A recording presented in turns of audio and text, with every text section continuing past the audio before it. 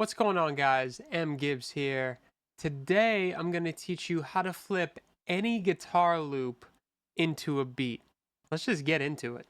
I have this really cool guitar loop that I got from my homie Guitar Samples. He's on Instagram, he's on YouTube. You should check him out. He's always posting really cool stuff. I'm going to show you the loop that he gave me and then we're going to get into it. So here it is.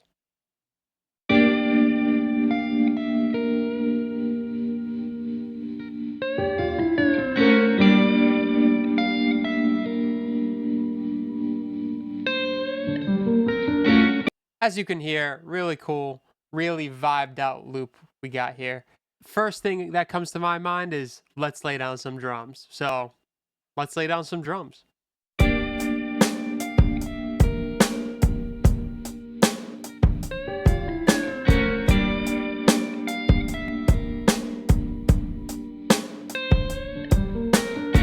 Everything sounded pretty cool. I think the next thing for me that I'm thinking is bass guitar. Either bass guitar or some type of software synthesizer bass. I'm gonna resort to the bass guitar because I really feel like with this drum beat I can groove into it with some real playing. So yeah, I'm gonna whip out the bass and lay some bass down.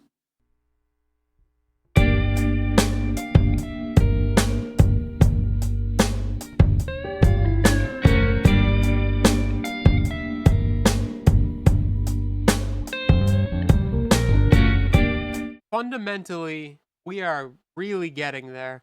I'm gonna go on very short tangent real quick. When it comes to making beats, the groove is the most important thing. When I think of groove, I think of drum kit and bass. The drum kit and the bass need to be grooving with each other because that's what's going to keep a consistent energy through the beat. And that's why usually for the most part, I start with drums and I start with bass.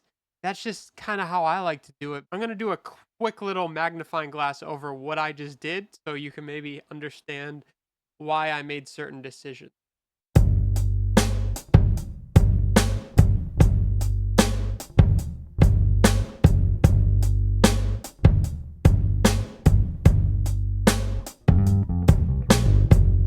As you can hear, the drum beat's going like boof, ka, boof, boof, ka, boof, boof. What I did was just lay down those root notes in the same rhythm as the kick drum. So it really kind of creates that movement and creates that. Let's get on to the next thing. So the next thing that I'm thinking about is some type of retro pad that is following the same chord progression as the guitar. I'm going to add that in and let's see what that sounds like.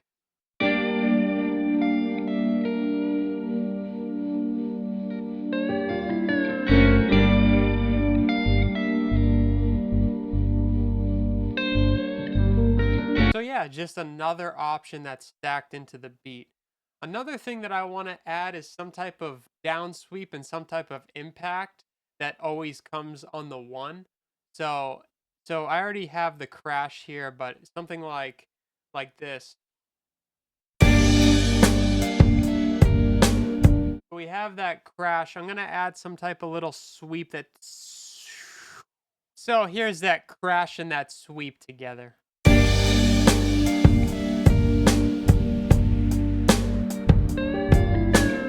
So yeah, I think it's cool. I think it works. I think it's going to add some character in the slightest way to the beat.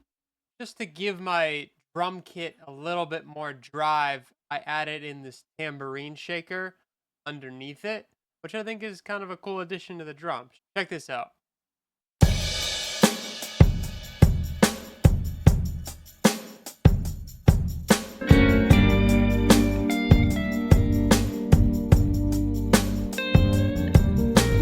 Okay, so here's my initial finished loop. I've added enough to now be able to create an intro, create a verse section, create a chorus section, and really arrange and build this out. I want to tell you my thought process behind building a beat. When I'm building a beat, all I'm really doing is making a loop. I'm thinking of as many possibilities as I have in my head with the sounds I have and the samples I have, and I'm just putting them in there. Some of them might stay, some of them might not. For me, the name of the game is painting as many sounds in as possible, and then later on, when I'm really building out the beat and making it, 1 to 2 minutes and arranging it, I can subtract things, I can add things. I'm creating possibilities. I try not to get too hung up on whether or not things should be in the beat when I'm making the loop. I just throw stuff in there. And if I don't like it later, I don't use it. So I'm making more possibilities for myself later on when I'm arranging it and making it into a 1 to 2 to 3 minute track. So here's what we got.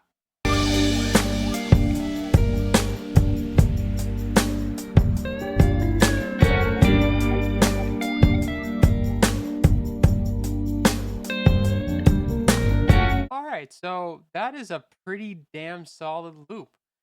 Now I'm going to get into it, make an intro, make some different sections, and really just build this out into like a 2 minute beat. So I'm going to do that, and then I'm going to come back and show you what I did. So let's do it.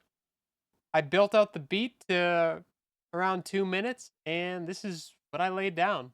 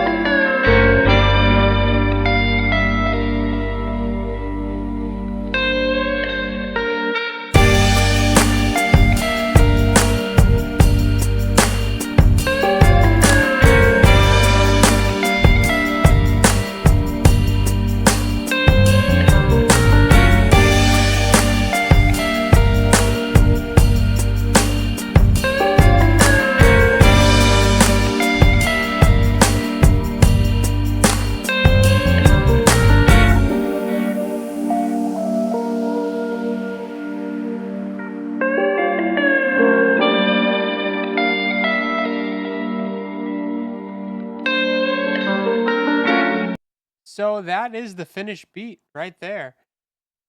At the end of the day, when you're making beats and you're using guitar loops, the name of the game is to just keep stacking on top of it. Stack your drums, stack your bass, stack your effects. Just keep throwing stuff into your loop. And then with that loop, all you really have to do is just start subtracting things that you don't want, and using certain sections of that loop to create intros, to create verses, to create cutouts, and things of that nature. So, if you got some value out of this video, please subscribe, like. I'm going to be making more videos like this to show you how I make different types of beats with different instruments and different samples. So, stay tuned for the next one, and I'll see you guys next time. Thank you.